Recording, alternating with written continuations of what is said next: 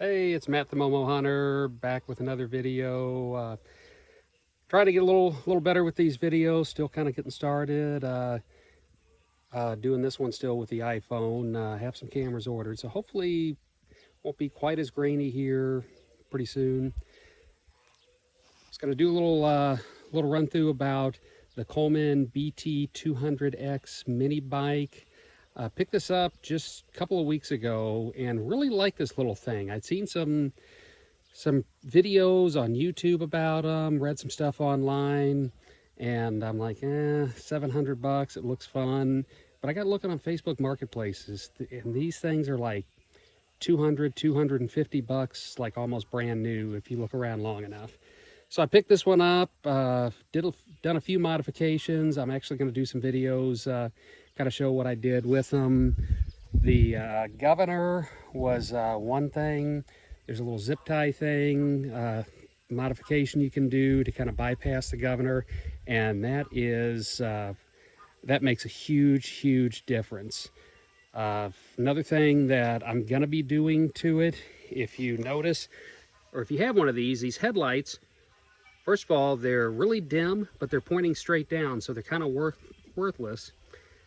I've got an LED bulb lined up that is I'm going to put in there, but also I'm going to go in and remount this so it's pointing straight ahead. Once I do this, what I've been reading, hopefully that's all I'm going to be needing on lights. I've got a few other modifications, but anyway, that's a start. Getting ready to pop a mirror on it, and then we're going to take it for a little ride.